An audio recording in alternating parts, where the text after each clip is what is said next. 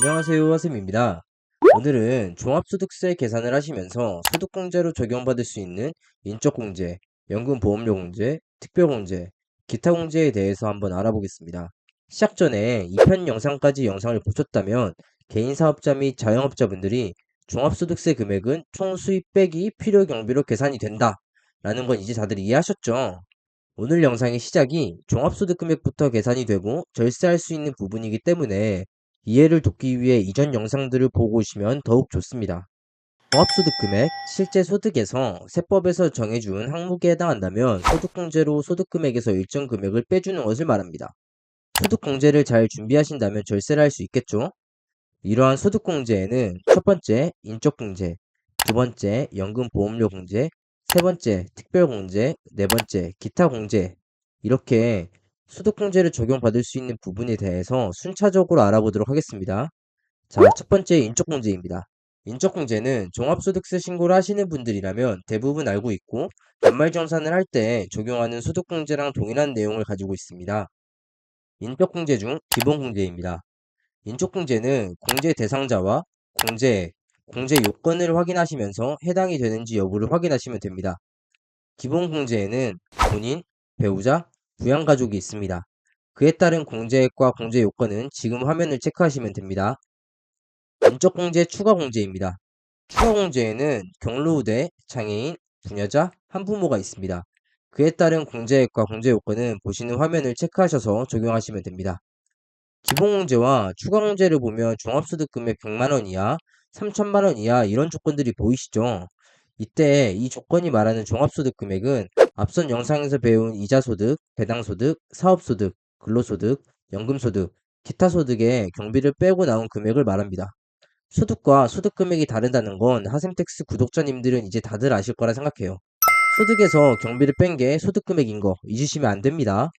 추가사항으로 배우자 혹은 부양가족이 근로소득만 있는 경우에는 총 급여 500만 원 이하이면 적용이 가능합니다.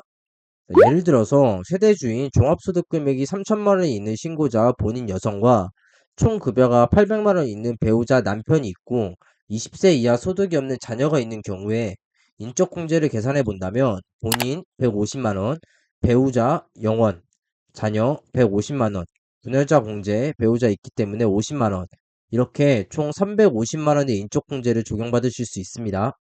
인적공제 중 놓치는 사항 없이 꼼꼼하게 확인하신다면 종합소득세를 줄일 수 있는데 큰 역할을 할 수 있습니다. 두 번째, 연금보험료 공제에 대해서 알아보겠습니다.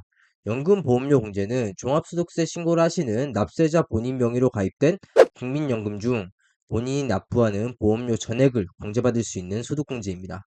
건강보험료뿐만이 아닌 공무원, 군인연금도 해당합니다. 종합소득세 신고 안내문을 보시면 본인 납입 금액을 확인하실 수 있으며 만약 확인이 안 되시거나 얼마를 납부했는지 모르시는 경우에는 국민연금관리공단에서 확인하시면 됩니다. 이번에는 세 번째 특별공제에 대해 알아보겠습니다. 특별공제는 근로소득이 있는 근로자만 받을 수 있지만 투잡 등 근로소득과 다른 소득이 있어 종합소득세 신고를 하셔야 하는 경우라면 특별공제를 적용받을 수 있습니다. 다만 근로소득이 있는 분들 중 종합소득세 신고를 하시는 경우에 2월에 있는 연말정산을 통해 특별공제인 보험료 공제와 주택자금 공제를 받았을 확률이 크기 때문에 반드시 연말정산된 근로소득 원천징수 영수증을 통해 꼭 공제금액을 확인해 보시기 바랍니다. 특별공제 중 보험료 공제입니다. 신고하시는 분 이름으로 가입된 건강보험료, 노인장기요양보험료, 고용보험료 중 본인이 부담한 보험료 전액을 공제받을 수 있습니다. 특별공제 중 주택자금 공제입니다. 첫 번째, 주택을 구입하기 위해 청약통장에 저축하고 있는 금액. 두 번째, 주택을 임차할 목적으로 대출을 해서 갚고 있는 대출원금과 이자. 세 번째, 주택을 구입할 목적으로 대출하여 갚고 있는 이자. 여기서 원금은 공제되지 않습니다. 첫 번째, 청약통장 저축액 소득공제 조건입니다. 연간 총급여 7천만 원 이하의 근로소득자로 무주택의 세대주인 경우 공제금액은 주택마련저축, 저축액의 40%를 공제받을 수 있습니다. 공제금액 한도는 연 240만 원으로 주택임차, 차입금 상환액과 합하여 연 400만 원 한도로 공제받을 수 있습니다. 두 번째, 주택임차 차입금 원리금 상환액 공제 조건입니다. 2022년 12월 31일 기준 무주택 세대주여야 하고 주택 규모는 국민주택 규모여야 합니다.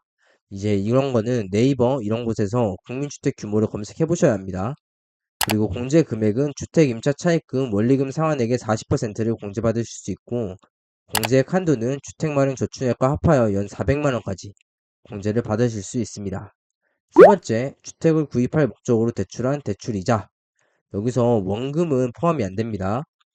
세대주인 근로자가 취득 당시 기준시가 5억 원 이하인 주택 및 분양권을 가지고 있는 경우 대출한 이자에 대해서 소득공제를 받으실 수 있습니다. 그리고 공제금액 한도는 상환 기간 및 방법에 따라 다르며 15년 이상 고정금리 방식 및 비거치식 분할 상환 방식의 경우에는 연 1,800만 원, 고정금리 방식 혹은 비거치식 분할 상환 방식인 경우에는 연 1,500만 원, 이외에는 연 500만 원까지 소득공제를 받으실 수 있습니다. 그리고 10년 이상인 경우에는 고정금리 방식 혹은 비거치식 분할 상환 방식의 경우 연 300만 원까지 소득공제를 받으실 수 있습니다. 공제는 이렇게 보험료 공제와 주택자금 공제가 있습니다. 이번에는 네 번째 기타 소득 공제에 대해 알아보겠습니다. 기타 소득 공제는 크게 두 가지가 있습니다. 순차적으로 알아보겠습니다. 첫 번째, 개인연금 저축 공제입니다.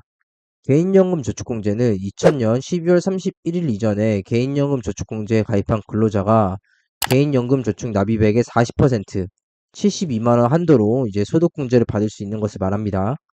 두 번째는 노란우산 공제 소득공제입니다. 개인 사업자는 근로소득자에 비해서 소득공제로 적용받을 수 있는 항목이 적습니다. 그래서 개인 사업자를 위한 노란우산 공제가 따로 있습니다. 노란우산 공제의 경우에는 직장인의 퇴직금 느낌이라고 생각하시면 되는데, 사업자분들이 소득공제 혜택을 많이 받을 수 있는 사항에 해당합니다. 노란우산 공제는 소득금액에 따라 최대 200만 원에서 500만 원 사이의 소득공제를 받으실 수 있습니다.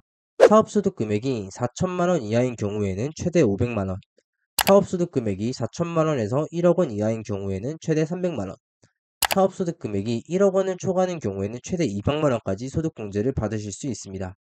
노란우산 공제는 절세 효과로 인해 하sem택스에서 거래처 사장님들에게 노란우산 공제의 가입을 많이 권해드리고 있습니다. 구독자님들도 공제 한도까지 납입하시는 것을 적극 권해드립니다.